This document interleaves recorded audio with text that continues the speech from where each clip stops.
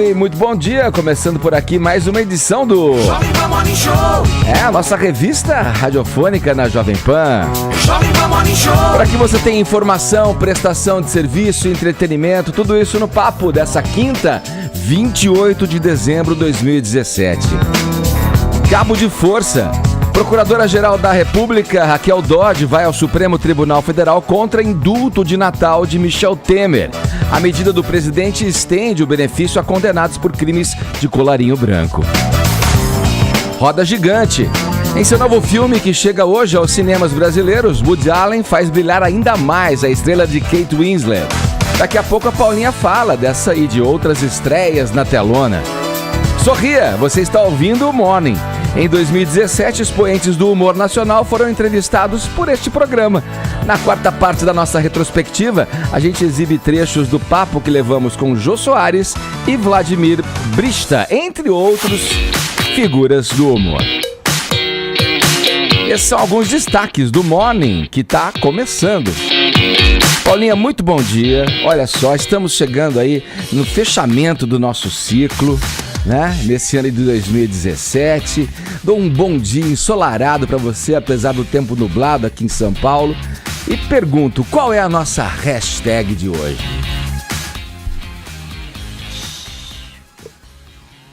Sério, eu gosto da sua voz, mas nem... Sério que hoje você tá nem mal-humorada isso eu assim? queria Tá triste ou mal-humorada? Não tô mal-humorada, tô com muita dor de cabeça. Eu não aguento Enxaqueca. mais esse ano. Eu não aguento mais as pessoas Nossa, falando, vou tirar- opinando. Tirei a trilha até. Nossa, obrigada, porque juro, hoje a hashtag, inclusive, é silêncio, por favor. Tipo, chega! Olha que gostoso que é ficar em silêncio. Será que a gente pode desistir de opinar Mas a gente- em tudo, reclamar em tudo? Mas a gente escolheu trabalhar no rádio, Paulinha. Não, mas eu acho que, sabe, tá terminando o ano. Vamos parar. Vamos parar um pouco. Vamos deixar 2017 terminar, sabe? Em paz. Chega. Ontem foi insuportável. Hoje, se alguém começar a discutir aqui nesse programa, eu vou embora. Tô tentando eu não acompanhar. tô aguentando mais. Eu tô com uma dor de cabeça. Eu já tomei Sério? remédio. Já pus gelo na cabeça. Se eu começar a ler o chat aqui, eu vou ter que ir embora também, porque é complicado. Vai até a Tá nossa muito antessala ali, toma um difícil. chazinho. Tá muito difícil. Eu vou até chamar vocês pra hashtag silêncio, por favor, abreviado, né? PFV. E assim, não precisa comentar o programa. Só põe a tag. Eu vou... Põe aquele gif de grilo. Sabe assim? Vamos suavizar um pouco as coisas pra Mas ver qual se a ideia? termina Podemos ir logo embora, esse então? ano. Nunca, olha, Foi Paulinha, bom vocês tudo tocar no bem. assunto, tem uns amigos meus Fala esperando. baixinho. Fala baixo, senão eu grito. Fala baixo. É o seguinte, olha, fala bom, assim, eu nunca melhorou. te vi assim. Tá. Vai ser difícil ficar em silêncio, não dar opinião. Afinal de contas, a gente tá no rádio, como eu Tá te bom, disse. tá. É um programa de notícias, debate, enfim.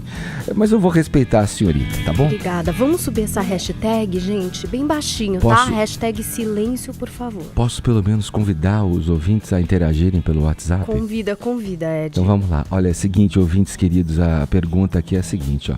Esse volume, essa profusão de opiniões nas redes sociais, se você acha que isso é positivo ou negativo pro debate democrático? Conta pra gente. Responda aí com a sua melhor análise, tá bom, querido ouvinte? Edgar, você tá parecendo um locutor de motel. O nosso WhatsApp é o 11 931 7 1009 para sua participação. Pode mandar mensagens de áudio ou de vídeo, tá bom? E aí, esse monte de opinião, de debate, é bom pro processo democrático, né? Para as vozes. É de volta ao normal, senão a gente vai perder o dia. Obrigado, Paulinha. Só você poderia me liberar dessa prisão do silêncio. Imagina, para um comunicador ficar em silêncio. Vamos, às vezes é melhor, né? Alguns poderiam exercer isso, seria maravilhoso. Olha lá, no mais, você pode assistir também ao nosso programinha de rádio, ao Morning Show. Somos imagem, temos imagens e imagens também pelo nosso aplicativo, pelo nosso portal jovempanfm.com.br e pelo nosso canal no YouTube, o youtube.com/morningshowjp, além dos nossos perfis nas mídias sociais. Temos o Instagram, temos o nosso nosso perfil do Facebook com conteúdo extra. Passe por lá, deixe o seu joinha que a gente fica bem feliz. Todos convidados a passarem a próxima hora e meia colados aqui na Jovem Pan, porque o Morning tá só começando. Sejam bem-vindos, viu? Vamos abrir o noticiário falando de uma notícia que a muitos pode causar surpresa. No Brasil, os pobres doam 2 vezes mais que os ricos. Caio, essa informação consta de uma pesquisa que acaba de ser divulgada. Quais são os detalhes? Bom dia. Bom dia pra você também, Edgar. Bom dia pra todo mundo. Essa informação, ela... Deixa eu tirar o meu fone, porque eu me confundo. Quer ficar em silêncio? Eu quero ficar em silêncio também. Ô, Edgar, você costuma... Se vem alguém no seu carro, uma pessoa pedir dinheiro, você tá parado no semáforo, você dá dinheiro ou você não dá? Eu aprendi um procedimento nessa questão com o Davino Henry David Cooper. Eu li um livro que ele dizia o seguinte: para você não entrar no julgamento, você sempre separa uma quantia. Pode ser de R$1 até quanto você quiser. E deixa já separada ali no teu console, ali no cinzeiro do carro, enfim. Quando vier alguém te pedir, você pega e dá. Você não julga, você já pega e já está ali destinado assim, para você fazer a doação. E funciona, sabe? Aí eu não entro em julgamento, porque quem tá pedindo é que vai padecer, enfim. O Arcon dá dinheiro no semáforo ou não, Arcon? Balança... Não, disse que não, balançou a mão que não. Enfim, Tonholi se ficou ereto aqui, se queria responder? Você doa ereto?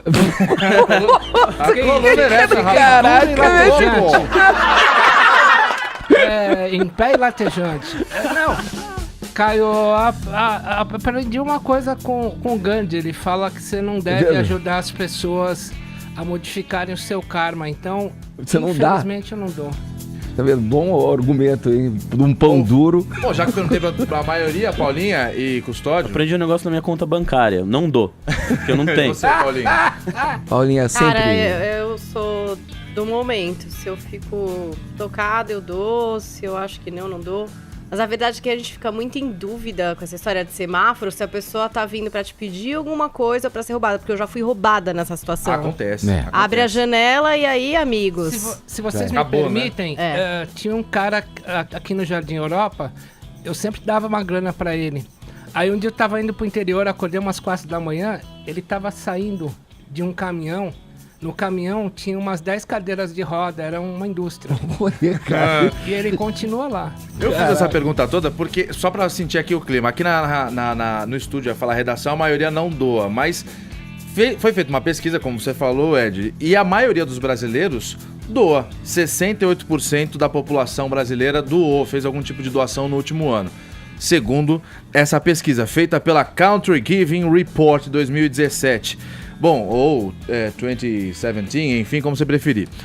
E essa pesquisa mostrou que as pessoas que têm menos dinheiro doam mais do que as pessoas que têm mais dinheiro. As famílias que foram ouvidas, que ganham até R$10 mil por ano, doam 2 vezes mais do que a galera que ganha até R$100 mil por ano. Que tapa na cara da sociedade. Mas enfim, foi o que os pesquisadores disseram. A média, mas isso proporcional, claro, proporcionalmente à renda. As famílias que ganham até 10 mil doam até R$100 por ano, e as famílias que ganham até R$100 mil por ano doam R$300 em média também por ano.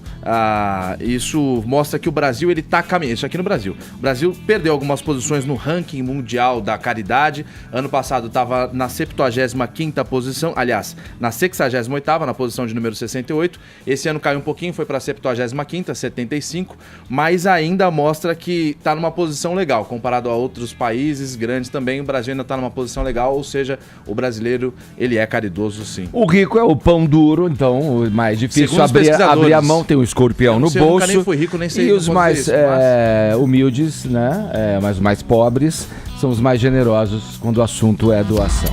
Ouvi falar. O criador e diretor do Museu Afro-Brasileiro, Emanuel Araújo, rebateu ontem as denúncias de assédio sexual das quais tem sido alvo nos últimos dias. Paulinha, são ex-funcionários que vêm acusando, né, o diretor, né, o criador do Museu Afro-Brasil, né? Então, a primeira denúncia apareceu no Facebook do Filinto dos Santos, ex-funcionário do museu, trabalhou lá entre 2008 e 2013. ele diz que testemunhou e sentiu na pele muitos assédios e abusos cometidos por seu diretor, o Emanuel Araújo. E aí ele narrou aí alguns desses episódios. Depois a gente teve também as denúncias e relatos de outro ex-funcionário, o Nilman Costa. E aí isso o Emanuel Araújo já tinha reagido e dito que essas denúncias estariam vinculadas, ligadas, né? aí a críticas que ele fez a uma ex-funcionária do museu, a Renata Filinto, em 18 de dezembro no programa Roda Viva da TV Cultura. Então ele diz que ela é irmã do Filinto dos Santos, então que por ter criticado ela, que ele disse que inclusive teve uma atitude péssima com o museu, sendo negra e pondo o museu em uma situação de justiça, porque quando ela foi demitida, ela moveu um processo trabalhista contra o Museu Afro Brasil. Então logo depois da exibição dessa entrevista no Roda Viva dia 18, dia 20, surgiu esse relato no Facebook, somados depois a mais uma denúncia do Nilman Costa. Só que aí a gente teve mais outra denúncia, né? Do Rafael Arruda, que trabalhou no museu de 2014 a 2016, que contou para a Folha de São Paulo com detalhes como seria essa abordagem do diretor do museu. Então, o que ele diz é que ele se aproveitava ali de situações em que a pessoa estava circulando sozinha no museu. Então, por exemplo, abordou ele e falou coisas, lambeu a orelha, né? Pediu para que alguém tirasse uma foto dele. Cara, lamber a orelha não é um ato muito... Não, cruzou todas as linhas possíveis, né? Discreto, né? Por exemplo. Digamos. Não dá pra ter dúvidas, né? Quando Pois você leva uma lambida na orelha, não dá pra ficar em dúvida. Ele diz aqui que pediu para uma pessoa, que o diretor pediu para uma pessoa que tirasse uma foto dele sem o consentimento e disse que era para depois ele se masturbar. Disse que o dinheiro que ele gastaria para trocar o carro, ele preferiria gastar para ter o corpo dele, enfim, e que, claro, já me tocou nos genitais. Então essa foi a terceira denúncia, digamos assim, né? Teve a do Facebook, uma seguinte e essa detalhada para a Folha de São Paulo. O advogado do diretor, o Belisário dos Santos Júnior, rebateu dizendo que o curador recebeu com indignação a publicação dessas declarações, que não tem respaldo em prova ou em denúncia. Aquela história, né? É muito complicado essa denúncia de assédio, porque como você vai provar uma coisa que aconteceu entre você e uma pessoa num corredor? Num ambiente fechado, num ambiente difícil de privado, se comprovar, né? Fechado. Realmente, né? Em todos os casos de assédio. Então, é realmente complicado aqui, né? E ele já tinha respondido também à Folha de São Paulo e ao Estado de São Paulo, quando surgiram as primeiras denúncias, dizendo isso é coisa do Brasil, onde você é injustamente acusado por demitir alguém. Ele tinha também dito isso. Então, assim, dito pelo não dito. Agora vão se somando as denúncias de assédio, né? São 3 até agora, Edgar. A Folha chegou a falar com outras pessoas que trabalharam lá, que anonimamente, né, sem se colocar, disseram que parece que era, assim, um comportamento recorrente dentro do museu. O próprio museu também se manifestou e disse que não há clima de assédio dentro do museu, que os funcionários estão trabalhando como sempre e que não tem registro de reclamações nesse sentido. Então tá aí, né? Há que se investigar e descobrir o que acontece, se aconteceu, se é frequente, quem envolveu. Agora, provar isso, a prova disso, o que seria a prova disso? Uma filmagem? Sabe assim? Uma gravação de um áudio, Pois é, um enfim. pouco complicado. Não sei o que é que vocês acham a respeito disso. O que você vê aqui, quando a gente tocou, desde quando começamos a tocar nesse assunto do assédio aqui, de forma recorrente no programa, vindo lá do que aconteceu em Hollywood, né? É sempre assim, na hierarquia o chefe, é a peça de cima que incide sobre a peça de baixo, né? Sobre o funcionário de baixo. Ou o produtor sobre o ator, a atriz, ou o diretor sobre o funcionário, no caso aí do presidente do museu, o diretor do museu, num funcionário, mas vem também depois de uma crítica feita por ele a essa artista que você colocou aí, né? A Filinto, né? Agora, essas coisas têm que ser apuradas. É difícil apurar se você não tem prova, né? Mas a gente vive outros tempos e eu vou lembrar até de uma frase que o Augusto Nunes disse aqui: as pessoas perderam o encanto pela conquista. Se se você sente alguma coisa por alguém, se você tem algum desejo despertado em função de outra pessoa, demonstre isso de uma forma decente, civilizada, racional, enfim. Fora do Não vai ambiente fazer de uma trabalho, abordagem se der. que pode suscitar a um entendimento de um assédio, de uma violência, né? Ué, as pessoas têm que buscar novamente o encanto da conquista, não sei. Eu já falei aqui, o que eu vou ensinar aos meus filhos sobre a paquera, né? Como diria a feminista mais famosa do mundo, a Camille Palha, que critica tudo isso, nós vivemos em tempos pós-modernos de histeria. Fechou, Paulinha? Vamos lá.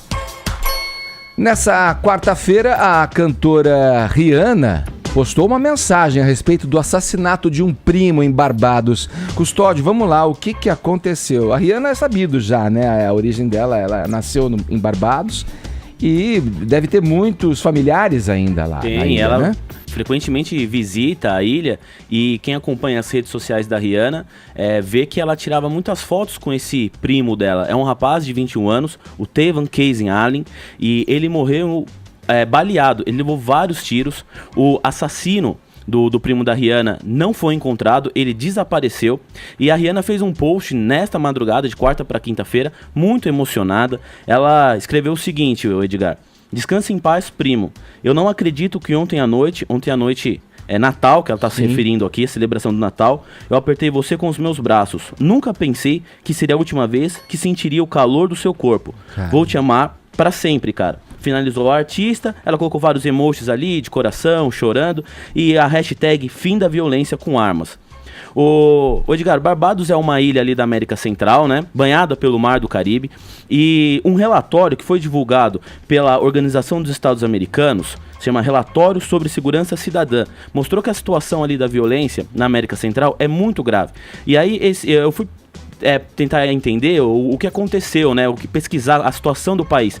E aí o crime organizado é responsável por diversas mortes. Então, de cada 100 homens que morrem em Barbados, de cada 100 pessoas, 63 são homens, decorrentes de crimes ou do crime organizado. Não tô falando que o primo da Rihanna estava envolvido com isso, mas é como se fosse no Rio de Janeiro. Assalto, bala perdida, são problemas, enfim, que o crime organizado gera no país. Barbados é uma ilha maravilhosa, é um lugar lindo que a Rihanna visita frequentemente, mas tem esse problema do crime organizado e não se sabe o que aconteceu, porque, enfim, a polícia local está procurando o assassino do primo da Rihanna para entender o porquê que ele cometeu esse ato. Ela tem uma música ainda falando disso, né? Man Down, chama.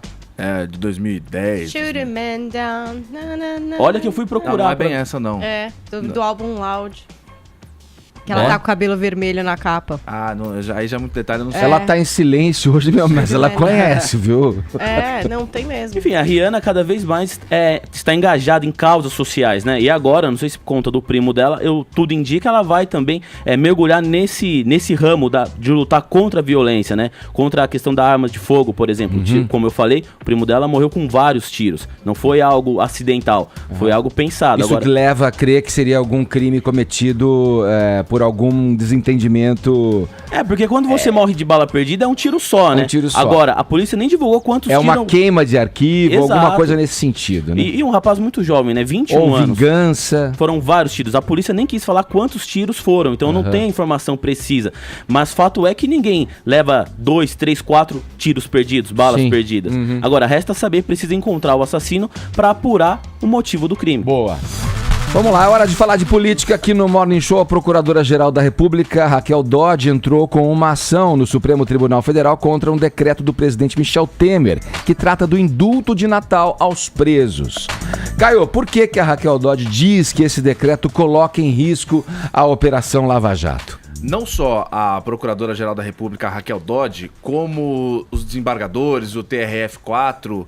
que vai julgar o Lula agora dia 24, enfim, os procuradores da Lava Jato entendem que um presidente da República não pode mudar a dosimetria, a medida de uma pena aplicada aos criminosos, a pessoas condenadas já a crimes sem violência, onde se encaixam crime de corrupção, crime de lavagem de dinheiro, enfim.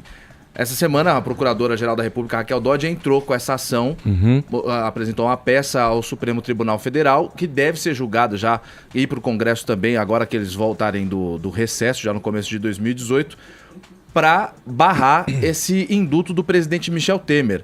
Porque, além de abrandar bastante a pena, também houve uma anistia para as multas para os condenados aí por corrupção. Então há um entendimento de que houve um abrandamento muito grande por parte do presidente Michel Temer. Por 15 anos, o indulto só era estendido a pessoas que já tinham cumprido 1/3 da pena. Sim. Em 2016, afrouxou um pouco para 1/4 da pena. E agora, esse ano, o presidente Michel Temer canetou, dando para quem cumpriu até 20% da pena, 1/5 da pena, e também não tem mais limite de 12 anos, como era antigamente. Há penas máximas de 12 anos. E também livrou da pena de multa. Sim. Ou seja, causou toda uma estranheza, e a procuradora Raquel Dodge, num primeiro sinal aí de independência, porque ela foi indicação do Michel Temer, né? A gente tem outros casos, como do próprio Michel Temer. Pensei nisso quando vi essa notícia. Do Gilmar Mendes, foi indicado pelo Lula, depois se voltou contra o Lula. A gente já tem exemplos disso, porque a primeira coisa que se pensa, pelo menos da população, foi indicada pelo presidente, foi colocada lá para livrar a barra dos amigos dele.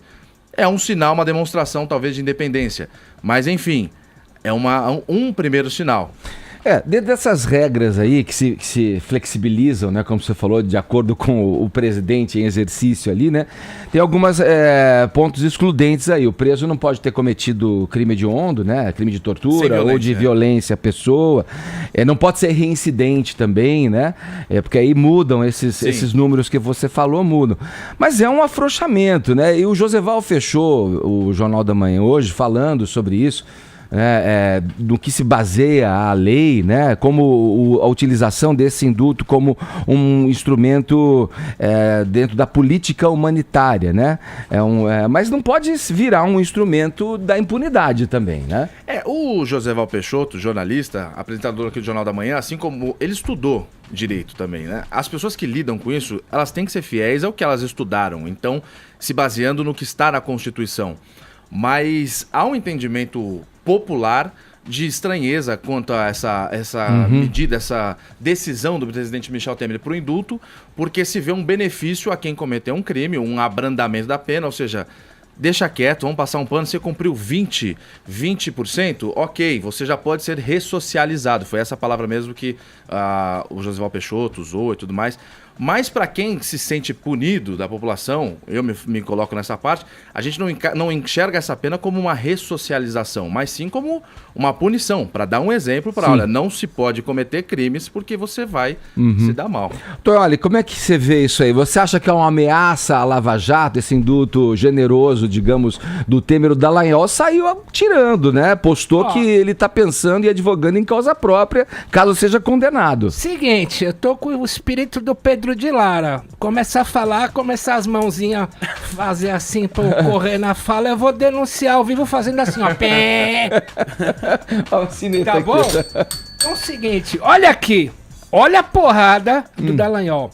O povo brasileiro está cansado de ser insultado. Insultado por um presidente, por alguns ministros do STF e por muitos parlamentares lenientes com a corrupção.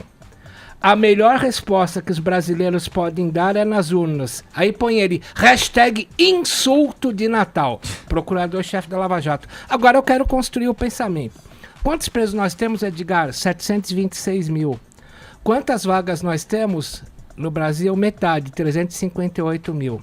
Bom, esse indulto do Temer só beneficia os condenados. Quem são os condenados? Bom, 40% desses 726 mil são presos provisórios.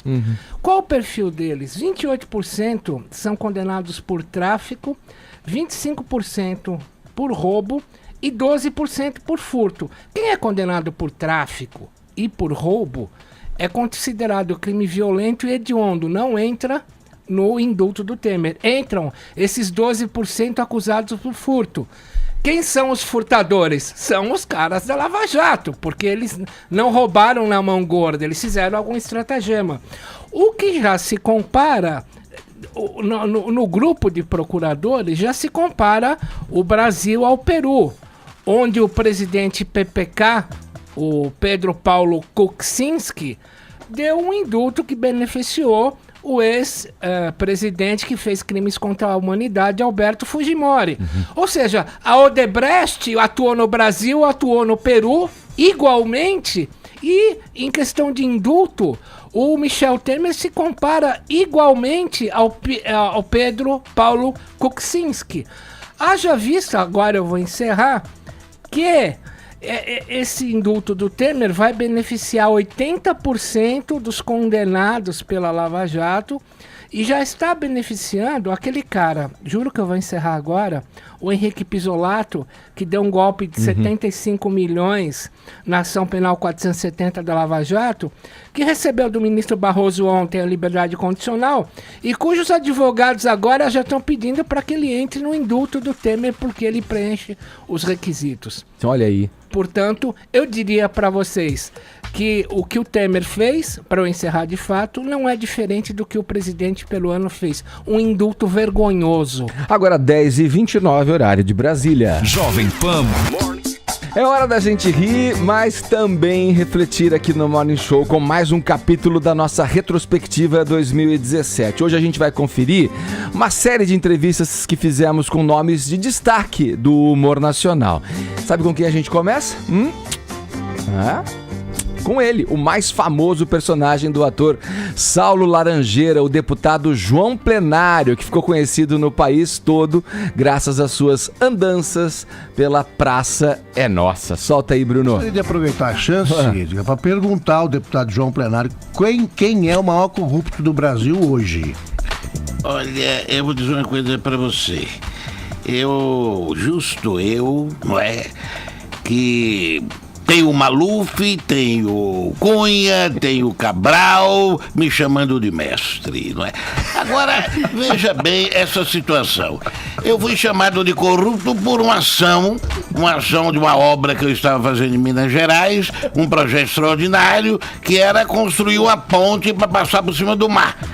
Aí você me pergunta, mas Minas Gerais não tem mar. Eu sou um homem de visão, não tem mar no momento agora. Quando tiver mar, a ponte já está lá. Quer dizer, essa é um projeto extraordinário de avanço político. É um político precavido. Um político precavido, né? O deputado João Plenário, Zé Maria Trindade, você acompanhou aqui o boletim do nosso correspondente em Brasília, o Trindade, falou do ministro Gilmar Mendes, o único voto ali, né, que não pretendia mandar para a Câmara dos Deputados, né, o processo aí que envolve o presidente Michel Temer. Quero te perguntar o seguinte, o que o senhor faz quando te confundem com o ministro Gilmar Mendes?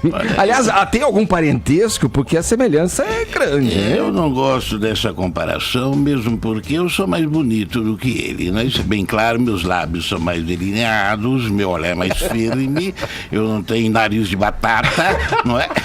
Então eu tenho um olhar altivo, essa é a diferença. Quanto à questão do parentesco, o que eu sei, eu fiz uma pesquisa, é que nossas tataravós eram primas, não eram primos. Então elas eram muito amigas, eu muito ao cabeleireiro, e a minha tataravó sempre gostava de prender o cabelo, e já a tataravó dele gostava de soltar, não é? Então uma prendia, a outra soltava, uma prendia, a outra soltava. Essa é a nossa relação com o intermédio das nossas tataravós. Aí, ó, figuraça, né? João Plenário com a gente aqui, olha. Mas outras figuras consagradas e revelações também do humor passaram aqui pelo Morning Show ao longo desse ano. Renato Albani e o Thiago Ventura, dois nomes dos mais aclamados da cena stand-up comedy na atualidade, arrancaram boas risadas da gente. Cresci com a galera que é de quebrada, muito de quebrada, que não teve nem, às vezes não teve nem oportunidade e foi para um outro lado, sacou? Então eu imito essa galera. Acho engraçado que quando eu falo que eu imito, parece que eu não sou de lá. E aí eu falei assim, do jeito que eles... E aí, cachorro, na moral, tem condições aí de eu trocar uma ideia com você na humildade? Eu falo assim a minha vida toda. E aí quando eu tô falando agora de maneira mais formal, pelo fato de trabalhar no banco, pelo fato de fazer stand-up, a galera fala assim, quando você imita os moleques da tua quebrada é igualzinho, hein? Não é igualzinho, sou eu, né, cachorro? Não humilde. E quando eles escutam e você imitando, o que eles dizem? Qual o retorno que eles te trazem? Não, eu vou dar um exemplo bem básico. Esses dias eu fui eu sou Taboão da Serra, né? Eu fui no Shopping Taboão, aí tô voltando, subindo na roda das fábricas. Aí cola um moleque do meu lado, aí o moleque falou assim, aí na moral, assisto você na internet, que moleque engraçado do caralho, na moral, que você é muito engraçado, tio. Vou falar um negócio pra você, na moral, pega o YouTube, eu fico vendo você, eu chamo os moleques, eu falo, aí na moral, olha esse moleque aqui, você não é engraçado demais. Aí eu fico falando. Aí ele chegou pra mim e falou assim, sabe um bagulho que eu acho deselegante que você faz, moleque? Na moral, é que você aqui do Taboão da Serra tem vários bagulho da hora pra você falar isso, só fala mal. Aí eu olhei pra ele e falei, fala um. Ele, mano, quem faz stand-up é você, se vira. Nunca tá bom. Agora, Arcon. Ô Albani, eu quero saber se você tem saído com o Caio Castro. Que isso, cara? Cara, é que olha foi a balada. Albani é o melhor amigo. Essa balada aí. Não, eu fui uma vez na balada com ele, assim, ele é amigo de uns amigos, aí fomos que não sei o que, chega lá o Caio lá. Aí eu falei, então tá bom, né? Beleza, já comecei perdendo de 10-1 já, caralho. E aí é impressionante, as pessoas, você fica invisível, cara. Invisível, porque o maluco é maravilhoso, Caio Castro. As pessoas passam, elas não te veem. As pessoas cumprimentam ele e você tá do lado, elas vão embora. E aí ele tem uma sacada que é maravilhosa, que aconteceu duas coisas que foram incríveis nesse dia. Que uma menina muito gata chegou pra ele, Caio, vamos tirar uma foto. Ele falou, pô, foto eu não posso tirar não, mas se você quiser um beijo...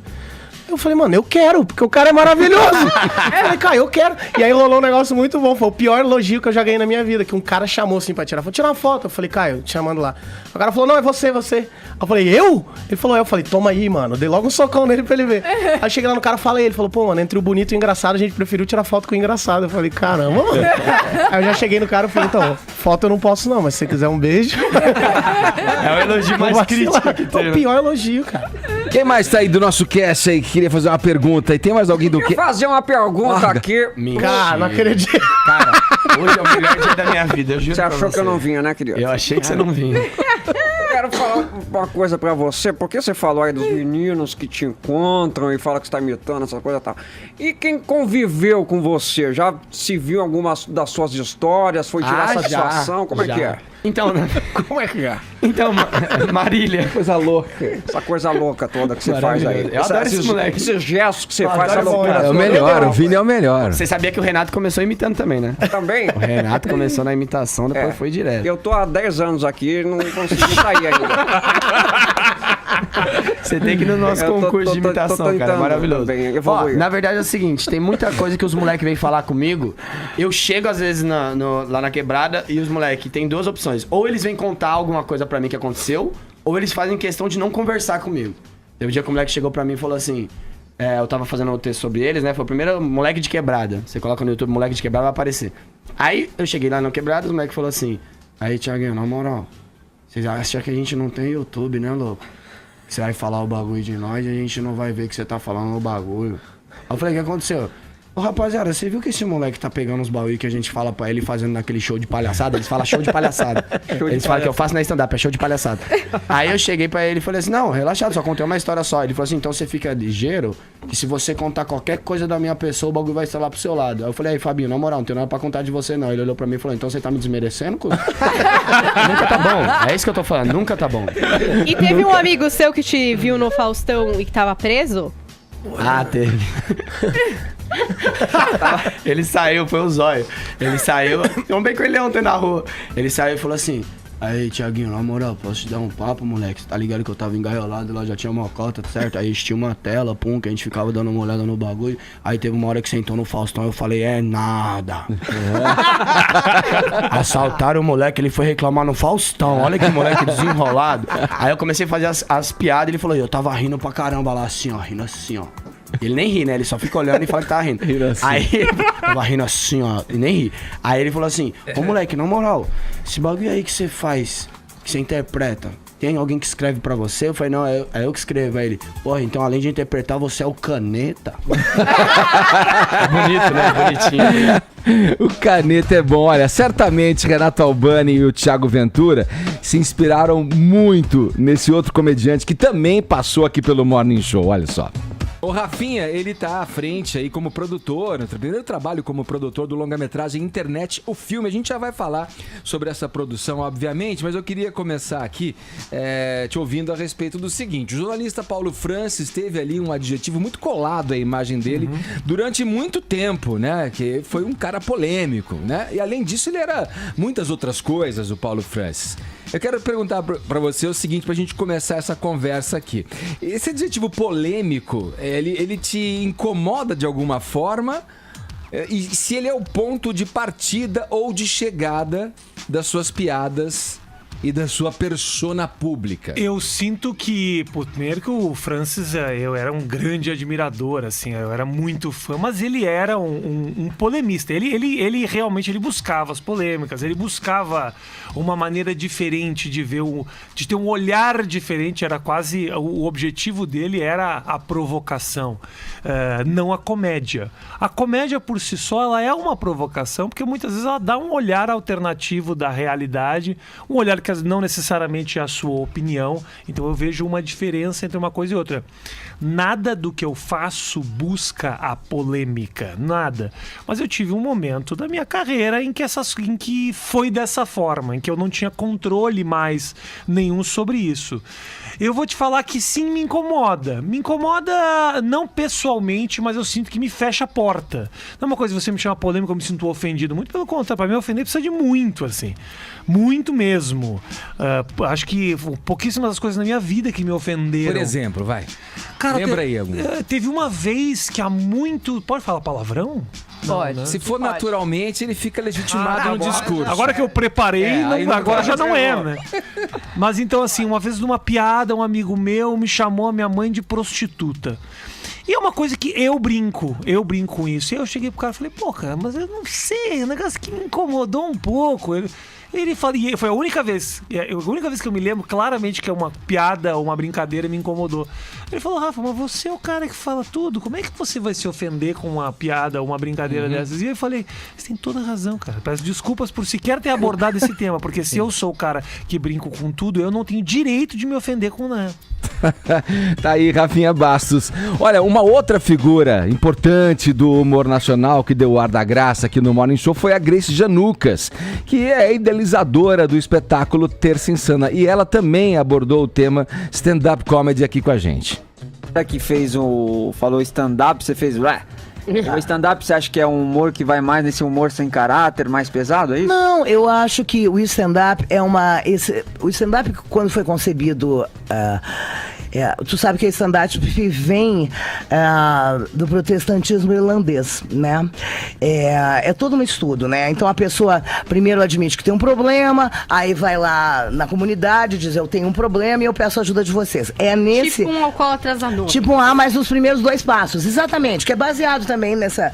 Quando os irlandeses foram para os Estados Unidos, isso acabou virando um estilo, né? De se colocar na roda e admitir seus erros, suas falhas. Então o stand-up não é uma contação de piada, inicialmente, entendeu? Ele virou isso no Brasil. E o que eu acho é que às vezes o stand-up, para fazer aquilo que foi concebido no Brasil, para fazer público, eles tira do lixo ou tira da porta do banheiro, do ponto de táxi ou da rodoviária, sabe? Umas piadas de uma grosseria, porque acha que isso é engraçado. E eu acho que não precisa ser grosseiro, acho que não precisa ser deselegante. Eu não gosto. Eu não gosto. Eu acho que ninguém precisa apelar para isso para ter público. Olha aí, essa opinião da Grace Janucas de que é possível fazer o humor sem apelar, né, sem ofender ninguém, encontra cada vez mais ressonância nos colegas de classe, nos humoristas também, né? O ator, por exemplo, o ator Vladimir Brista, que nesse ano protagonizou o filme Bingo, deu também a sua opinião sobre o politicamente correto. Vamos ouvir. Segue o nosso papo aqui no Morning Show com o ator Vladimir Brista e também com o Daniel Rezende. Eles estão aí à frente, prestes a lançarem no próximo dia 24, Bingo, o Rei das Manhãs.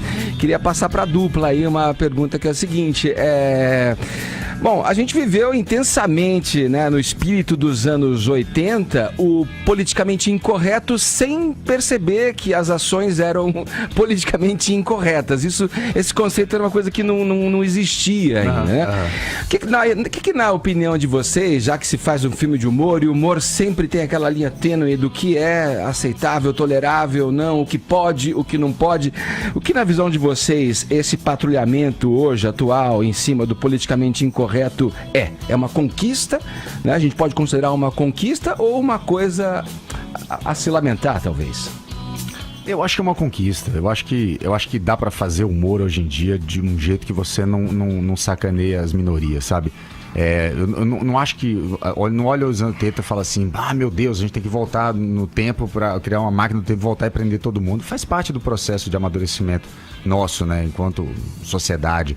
Mas acho que a gente tem que evoluir, sabe? Os anos 80 a gente realmente havia uma coisa mais espontânea, de certa forma havia mais liberdade, quer dizer, liberdades inclusive a ponto de botar um filho de 10 anos de idade no banco da frente sem cinto de segurança.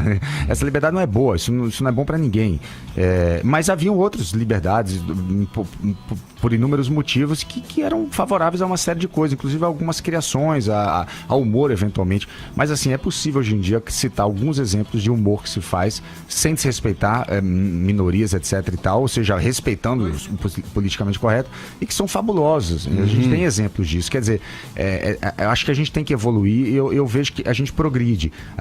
Sempre, claro que à medida que a gente vai progredindo também, discutindo as formas, a gente sempre tem uma marapuca, uma cilada aí da gente se aprisionar. Mas na verdade, eu acho que é um desafio que é um desafio que você tem de você subverter essa possível rigor que você vai ter e se reinventar, sabe? Eu acho que a gente é o tempo inteiro uma peneira. A gente é a peneira do como é que você vai fazer, entendeu?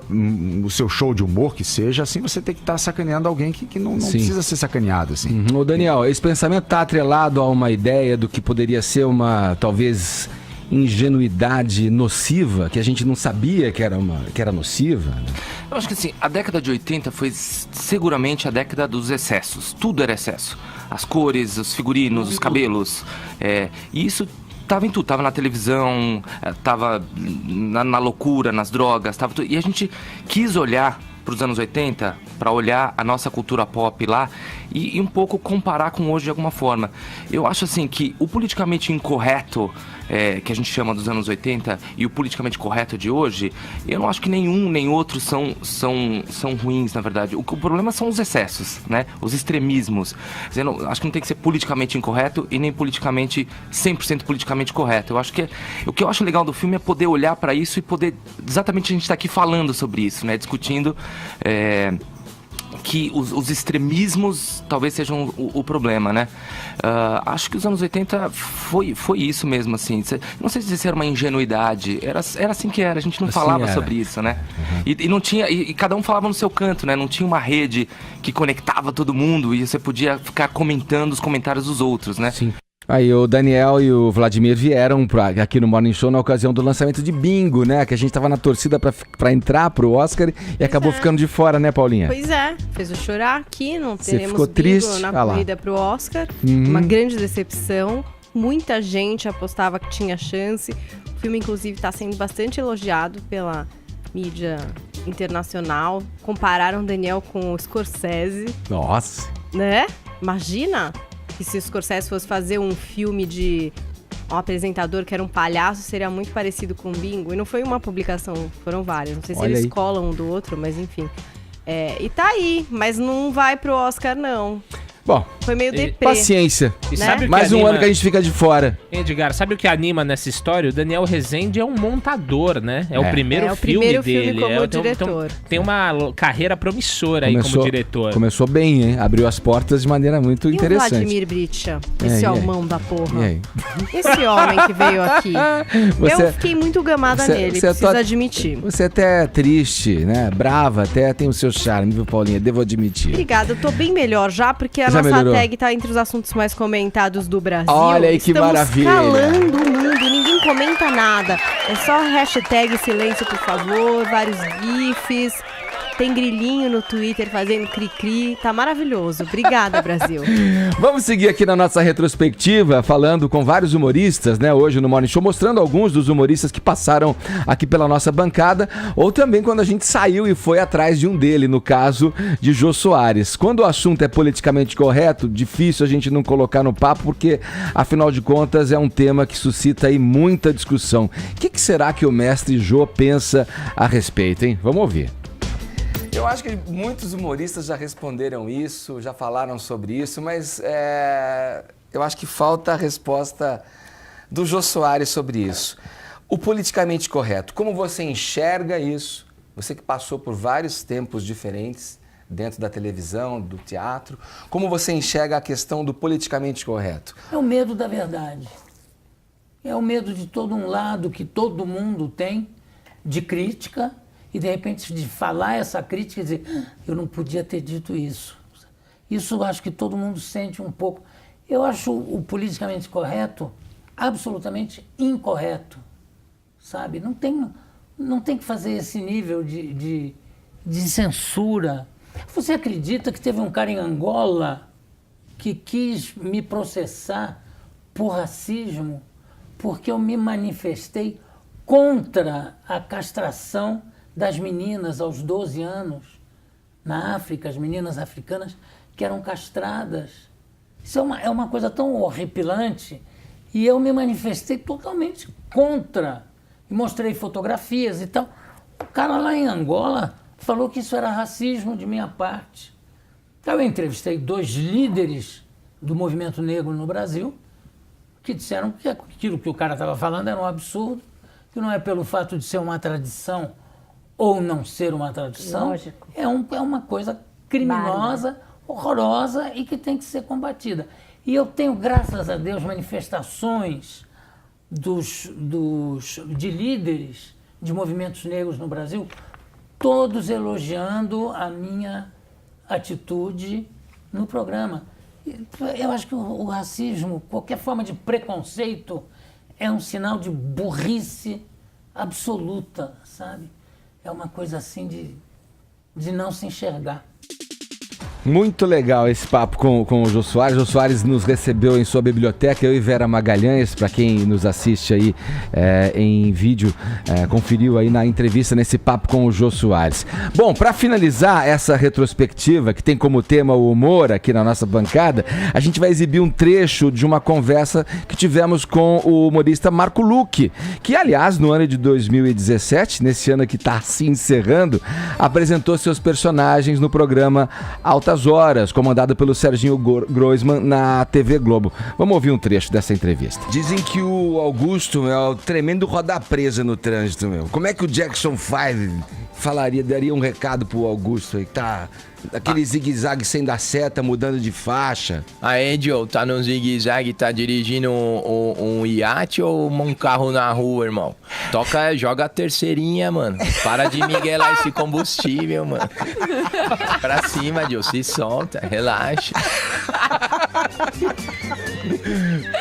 Eu queria... Você falou aí, por exemplo, o Danilo Gentili agora tem lá o talk show dele, entrevista. A Tata Werneck tá atrizona, fazendo filme, fazendo TV como atriz. Você tá no Serginho, participa do programa, fazendo seus personagens, recapitulando o que aconteceu, no Altas Horas. É ali que você queria estar? Ou você quer estar num outro lugar ainda, fazendo o que você faz? Não, ali que eu queria estar. Eu adoro, eu amo aquele lugar, assim, eu tenho uma grande gratidão pro Serginho e pela oportunidade que eu tenho ali de poder mostrar meus personagens, né? Eu fiquei 8 anos na Band, 8 anos com o CQC, e ali já tinha um formato específico, eu não tinha muito espaço para poder mostrar o que eu já tinha começado desde a época da Terça Insana, mas foi um projeto muito legal, muito interessante, assim, pô, não tenho... Eu agradeço desde lá de trás eu ter participado desse projeto tão importante até pro Brasil. Agora, no Serginho Groisman, eu tenho um espaço de trazer uma coisa minha, fazer meus personagens, uma coisa que eu realmente eu vi que acontecia nos palcos e agora tá rolando lá, então tá muito legal, assim. Lógico que eu não pretendo... Ali, pra mim, não é pra sempre. Eu tenho outras coisas que eu gostaria de fazer paralelo, sabe? Assim, eu acho que o Altas Horas, por mim, eu fico mais 8 anos lá, tranquilamente. Mas eu gosto muito de 8? Não. Não, fica mais 8. Ficaria 8 anos como eu fiquei no CQC. Lá eu tô há 1 ano, tô 1 ano e pouco. Mas eu gostaria, lógico, fazer cinema, fazer teatro, isso é uma coisa que eu não vou parar nunca. Como funciona né? a escolha dos personagens que você apresenta lá no Altas Horas? Você que decide mesmo, de acordo com os convidados que vão? A gente faz uma reunião de segunda-feira, uma reunião de pauta, eu, o Serginho Guilherme Rocha, que é um cara que cria junto comigo as paradas, e a gente define de acordo com... Quase que falei decine. Define com decide. Você tá terrível hoje, hein? Vai criar um personagem com isso. E a gente vê de acordo com os personagens. Desculpa. A gente já vai fazer uma musiquinha aqui no Morning Show, mas eu queria que você se inspirasse aqui nesse som agora. Não vou nem falar qual o personagem. Rapaz, pronto. Estamos aqui, Filibrante. Junto com o Edgar, junto com todo mundo aqui, rapaz, tá dilacerante esse momento, sublime, eu diria egométrico. Olha só, papai, não é só o áudio não, tem o vídeo. Tava a ver essa cena. Ô, Safari, manda a hora certa pra gente aqui, pô, pra Brasil inteiro essa hora certa. Já é, papai, uma hora certa dilatada, são 10h48, 01, 02, 03, 0,45 segundos, passam muito rápido.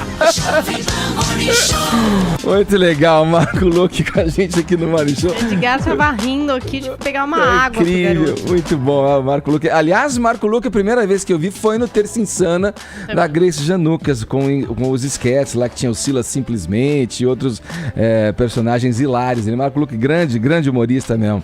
Vamos lá, a gente vai fazer uma pausa agora na nossa retrospectiva de 2017. Vamos voltar na segunda-feira, no primeiro dia, né, de janeiro, para abrir o ano aí e relembrar algumas questões que certamente vão continuar na pauta em 2018. Na segunda-feira, dia 1º, a gente segue então com a parte final da nossa retrospectiva. Agora, faltando 1 minuto para as 11, o horário é de Brasília. Jovem Pan Morning Show.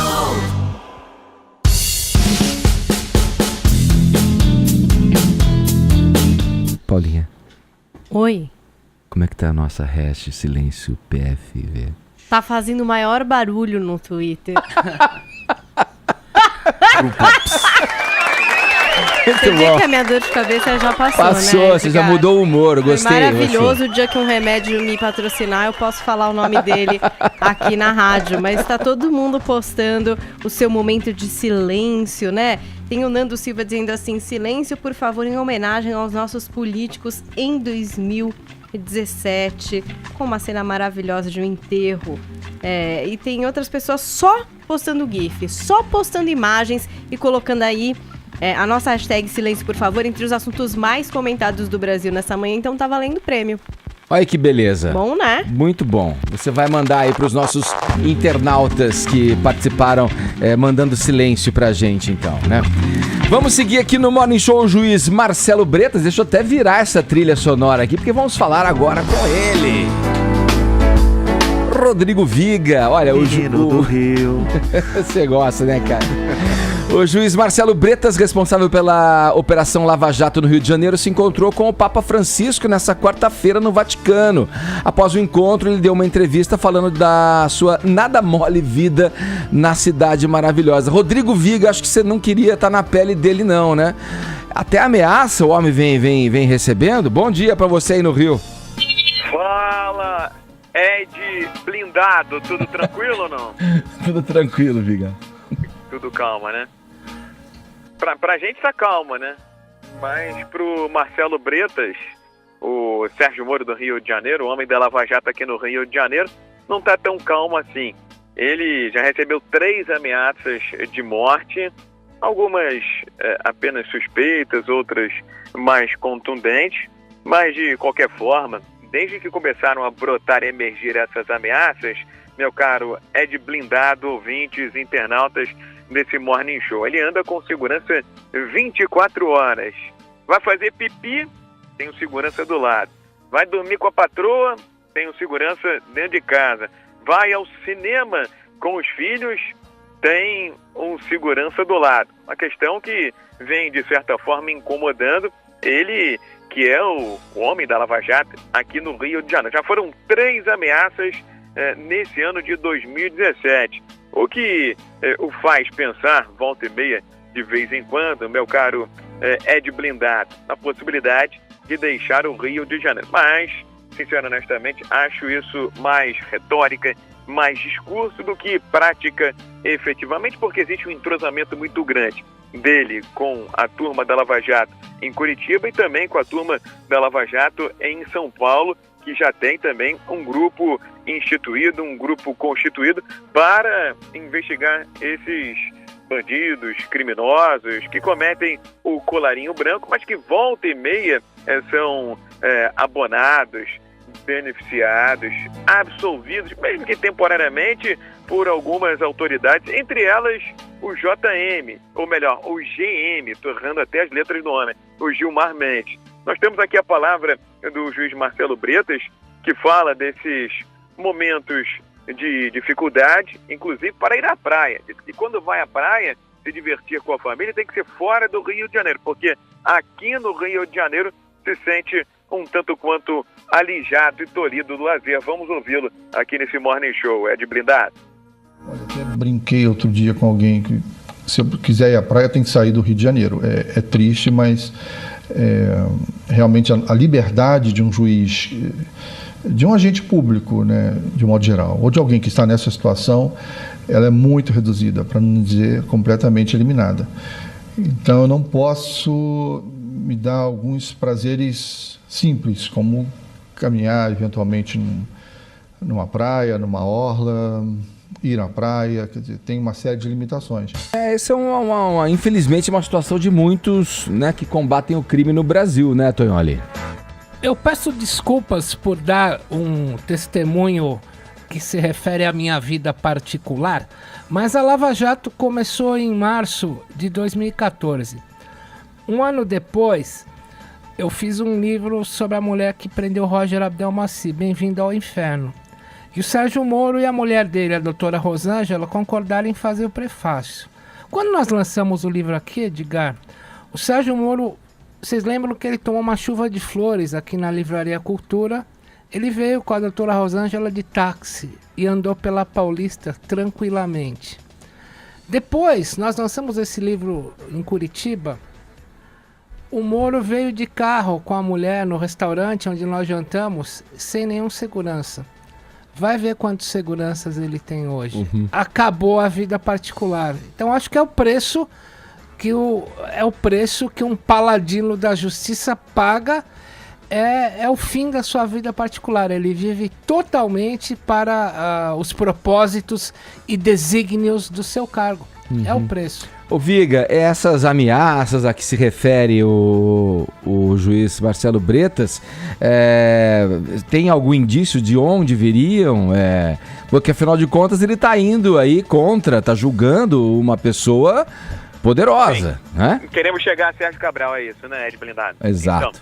Então, da cadeia, dizem que o Sérgio Cabral está usando os 500 milhões que ele recebeu em propina, pelo menos mapeados até agora, para construir, confeccionar, elaborar um dossiê contra o Marcelo Bretas. Tanto que, numa das audiências, a gente já falou sobre isso aqui no Morning Show, teve aquele quiprocó, né? Teve aquele fudúncio, lembra do fudúncio, né?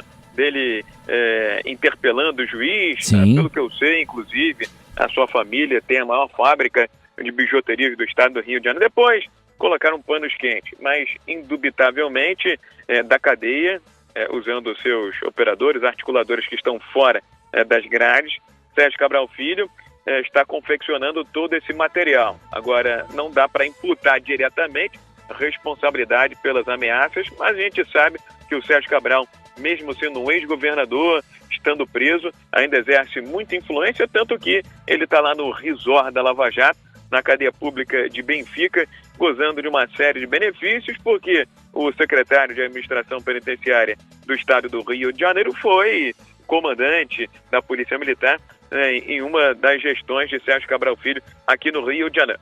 Uma dessas 3 ameaças, eu tendo a achar avaliar, meu caro Ed Blindado e ouvinte desse Morning Show, que ela foi um tanto quanto mal interpretada. Foi alguém que chegou à sede da Justiça Federal perguntando sobre o juiz Marcelo Bretas, qual era o horário dele, se ele aparecia na cantina e coisa e tal. Me pareceu mais uma apuração de jornalista querendo pegar o juiz no canto do que alguém querendo fazer uma ameaça efetiva. Mas entrou no scout, entrou na estatística das ameaças sofridas pelo Marcelo Bretas, viu, Ed Blindado?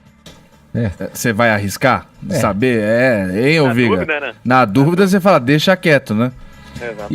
E vem bem essa represália aí, vem bem depois de terem retirado o presunto cru, o queijo camembert, né? Da cela ali. Pecorino! Pecorino, falado. Por exemplo, um ex-policial militar que estava lá no resort da Lava Jato, na cadeia pública de Benfica, ele foi transferido às pressas essa semana para o complexo de Bangu, na zona oeste do Rio de Janeiro. Sabe por quê? Sabe por quê, Ed Blindado? Sabe por quê, Ed Blindado? Porque ele estava colaborando com as investigações sobre o home theater que apareceu na cadeia. Disse que não tinha nada a ver com ele, que era a turma do Cabral, que tinha colocado aquele telão de 60 polegadas com o Blu-ray e o escambau A4. Ele estava dando com a língua nos dentes, a turma do Cabral começou a ameaçá-lo e ele deu sebo nas canelas. Saiu da cadeia pública e foi para o complexo de Bangu, na zona oeste do Rio de Janeiro. Hoje não teve ninguém defendendo o GM, né, meu Ed Blindado? Você sabe que quem assistiu Narcos, lembra daquela parte que o Pablo Escobar entra pra política, aí ele assume a presidência e entra na casa, aí vem o ministro da Justiça, que era o Rodrigo Lara Bonilha, e começa a fazer uma denúncia, olha, você não vai falar aqui e tal, essa casa não aceita corrupto, ladrão, bandido, tal coisa.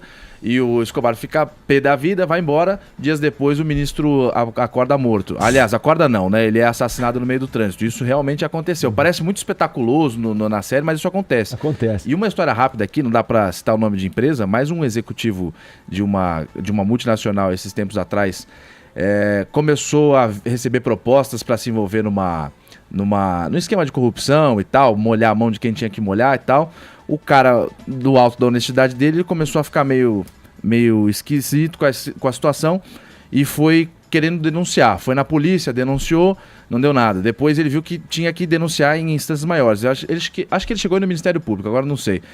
Mas quando ele chegou na empresa dele, ele falou, cara, isso aqui tá errado. Foi na presidência, o presidente, ele virou e falou o seguinte, olha, os caras sabem qual que é o horário da sua esposa, seus filhos saem de casa, seus filhos saem... Isso é sério, essa história é verdade. Seus filhos saem da escola a tal horário, estudam em tal colégio, não sei o quê. Acho que é melhor você deixar pra lá essa história. Fica de boa aí. Deixa quieto isso daí. Falado. Então imagina pro juiz, pro Bretas, pro Moro. Valeu, Viga. Obrigado, um abraço, hein? É o preço do sucesso. Vale pro Neymar, vale também pro Justin Bieber. Não, mas é diferente, né? Aí é diferente. Vale pro Gilmar Mendes. Opa, apareceu o nome dele, Jesus Maria José. Aqui agora. E vale também pra Anitta, que tá com bumbum pra cá, bumbum pra lá, e diz que vai arrebentar aqui na praia de Copacabana, viu, Edilidade? Não tenha dúvida que vai ser o nome do Réveillon carioca. Prometeu um show incrível, né? Ela deve ter alugado uma van, né, Viga? Disseram que ela vai levar 3 milhões de pessoas aí pra praia. Haja carona, hein? Não, uma van pra carregar o bumbum ou pra carregar os tacos? Falou, Viga, um abraço pra você, bom trabalho. Ela é show. Grande abraço. Viga Baioneta. Tá aí, Rodrigo Viga falando com a gente diretamente do Rio de Janeiro. Oi, Diga, mas é impressionante, né? Porque, igual o caso do Marcelo Bretas, do doutor, estuda, você se dedica, participa de uma das operações mais importantes da história. Cumpre o seu ofício, né? E não pode sequer ir à praia. Eu acho que às vezes, sabe, ô Edgar, é melhor você ser um simples garotinho. Vamos ver. A gente fez um live, eu falei com a Rosinha, poxa Rosinha, tô doido pra ir à praia, eu adoro tomar um banho de mar. Ela disse, eu amanhã vou te levar na praia. Combinei tudo com a Clarissa, combinei tudo com o Marcos e nós vamos pra praia. E não é que ela cumpriu a promessa? Mas a gente tá aqui na praia. Vocês desculpem aqui o meu mau jeito, só quero mostrar. Edgar, pra quem eu vi esse vídeo, desculpa, Custódio, mas ele vai falando, as pessoas que até pros próprios familiares, não sei se a filha, ficam meio constrangidos ali. Porque ele quer expor, né? Ele quer falar aí, não quer essa voz aí, Custódio. Fala aí, não tá gostoso aqui, aí a pessoa fica meio assim. Então, é um simples garotinho, ex-governador do Rio de Janeiro, Antônio Garotinho. Esse vídeo, só pra deixar claro, ele foi gravado em novembro, dia 7 de novembro, comecinho do mês passado. E o garotinho já foi preso, já foi solto de novo, né? Mas é só pra falar que tem algumas pessoas, Edgar, que conseguem aproveitar muito bem as praias cariocas. Vem cá, Clarice, você conhece bem o nome de todo mundo. É a Clarissa querendo sair fora, olha lá.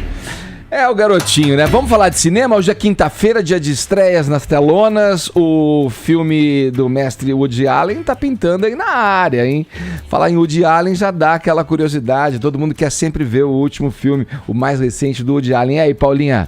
E aí? É isso aí, Edgar. Chegando aos cinemas hoje, é interessante observar que é um filme da Amazon Studios. Então, a gente já tinha falado desse investimento, né? Tanto da Amazon como da Netflix em cinema de verdade, só que chegando no cinema e não fazendo essa estreia apenas em streaming. Então, Roda Gigante, filme novo do Woody Allen, protagonizado pela Kate Winslet. Tem muita gente exaltando demais a interpretação dela nesse filme. Você tá assistindo o trailer, quem tá acompanhando aqui por streaming, e tá já percebendo uma das características fortes, que é a fotografia incrível, Technicolor, né? Simulando aquele Technicolor dos anos 50, 60. É um trabalho do italiano Vittorino Storaro, que é um dos pontos altos da produção. Se é que a gente pode dizer que tem pontos baixos, né? Eu não sei, o Woody Allen é aquele cara que divide o público entre pessoas que gostam muito e que acham os filmes dele muito chatos. Dessa vez a gente tá falando de um drama, tá? Né? Um filme mais focado em drama, que não tem aquelas sacadas de comédia que também são bem típicas de produções do Woody Allen. A história da personagem da Kate Winslet. Ela é uma mulher pra lá dos 40 anos, casada, tem um filho de um relacionamento anterior que só lhe arranja problemas, incendiando coisas por aí.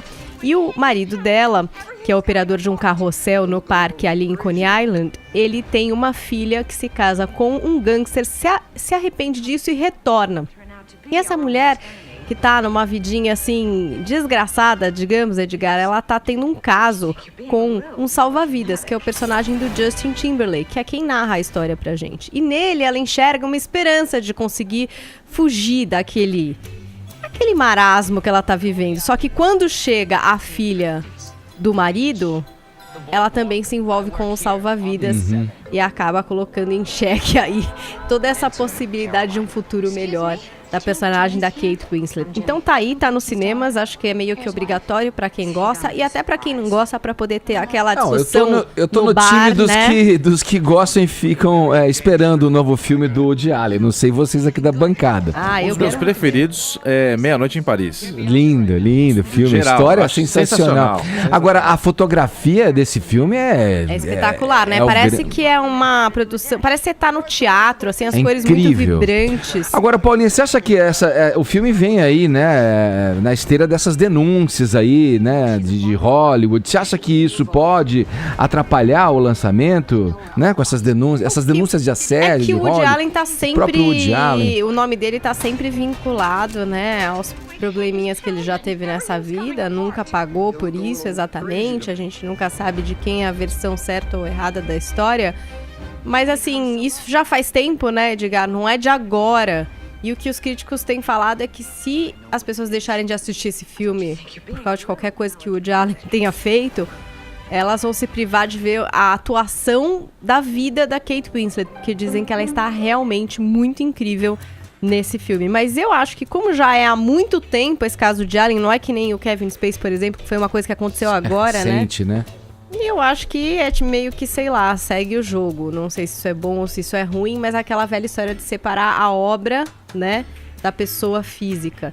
Mas tá aí nos cinemas. Lembrando que as famílias estão em férias e tem uma comédia nacional voltada pra criançada, principalmente pra quem lê Thalita Rebouças, que é uma das autoras mais vendidas do Brasil, que escreve pras meninas, principalmente. Então, chega aos cinemas Fala Sério, Mãe, que é a adaptação de um dos livros da Thalita pro cinema, trazendo a Ingrid Guimarães no papel de uma mãe super protetora, né? Da menina que é vivida como adolescente pela Larissa Manoela, que é um sucesso também entre as teens brasileiras. Então, aquelas histórias da mãe colocar a filha na saia justa, Edgar, teremos, e tá aí também nos cinemas essa comédia. E uma outra produção um pouco mais alternativa, digamos assim, de um diretor haitiano chamado Hopek, que é o mesmo de um elogiado filme chamado Eu Não Sou Seu Negro, que é o jovem Karl Marx, que traz exatamente isso, o jovem Karl Marx. Então, com 26 anos, ele é mulher, enfim, passando por dificuldades de grana e tal, são exilados, vão morar em Paris em 1844, e é onde o Marx vai conhecer o Engels, que é o herdeiro de tecelagens e tal, bem ali naquela época da Revolução Industrial, quando estão acontecendo aquelas relações de trabalho análogas à escravidão e tal, e essa parceria desses dois caras vai resultar numa nova forma de se pensar o operário para a era moderna. Sim. E mais tarde nos livros também do Marx, a Sagrada Família e também o Capital. O filme então tá aí também nos cinemas. Boa sessão para vocês, depois me contem os seus preferidos. Eu vou ver o do Woody Allen com certeza também, Edgar. Falado, agora 11 horas. Rapidinho, Rapidinho, Marcon. muito rápido, Caio, vai lá. Você tocou na Seara ali falando...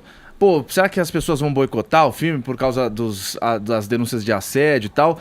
Hoje em dia tá uma onda, né? Que cada um acha que tem a validade que tem. Olha, cometeu assédio e tal, não vou ver, porque você pega meio que a raiva da coisa.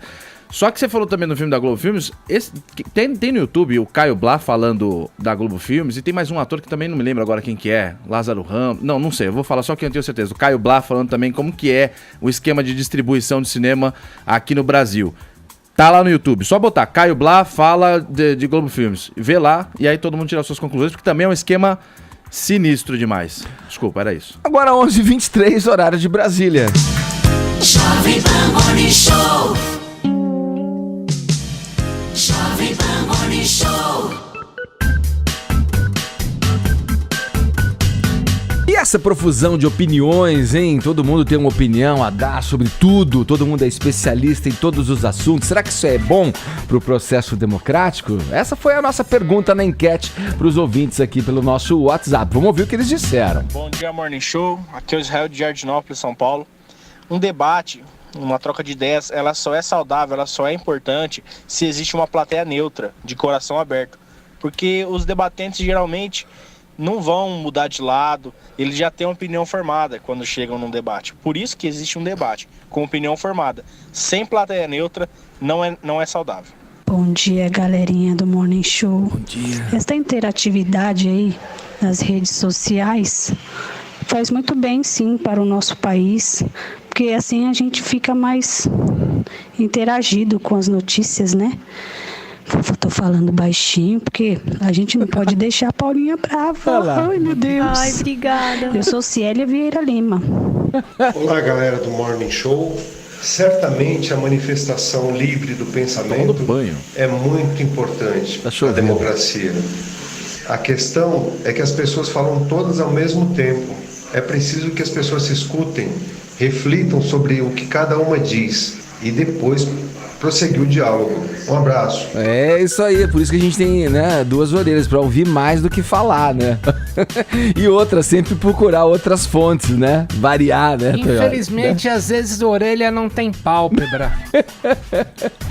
Vamos lá, na reta final do Morning Show, o Caio, conta pra gente aí quem foi o homem mais admirado dos Estados Unidos e se o Trump já foi protestar aí no Twitter. Olha, eu vou te dizer, faz 10 anos que o Instituto Gallup lá nos Estados Unidos faz uma pesquisa do homem, anualmente, da pessoa mais admirada nos Estados Unidos. Todo mundo leu essa notícia? Alguém quer dar um palpite? Não, melhor você falar antes. Barack Obama é o homem mais admirado dos Estados Unidos. Em segundo lugar, quer falar alguma coisa, Tonholi? Não. Que você apontou aqui, achei que você fosse falar. Segundo lugar, Donald Trump. E entre as mulheres mais admiradas, em primeiro lugar ficou a Hillary Clinton, pela 16ª vez consecutiva, faz 16 anos que os americanos pagam pau para Hillary Clinton. Ela ficou à frente da Michelle Obama, que ganhou em segundo lugar, e a Oprah Winfrey ficou em terceiro lugar. Olha que beleza. Só pontuando, na entrevista que o Obama deu ao Príncipe Harry, né, pra BBC, ele deu uma indireta, né? Nessa questão do Twitter. Eu brinquei aqui, né, se o Trump já tinha ido protestar, mas ele disse que, em linhas gerais, obviamente, que as pessoas, principalmente os líderes e pessoas com influência, não podem sair dizendo, né, qualquer coisa, né, nas mídias sociais, né? E pode levar a um desentendimento dos fatos em si. Bom, vamos fechar? Temos ganhadores, Paulinha? Temos, porque o Twitter está em silêncio. Obrigada. Vocês ajudaram a curar a minha dor de cabeça, colocando a gente nos assuntos mais comentados do Brasil. Isso aí. Queria açaí.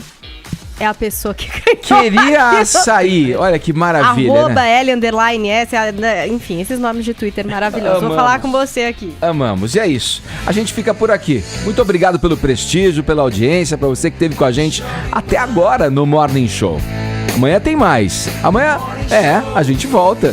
Fechando esse ano.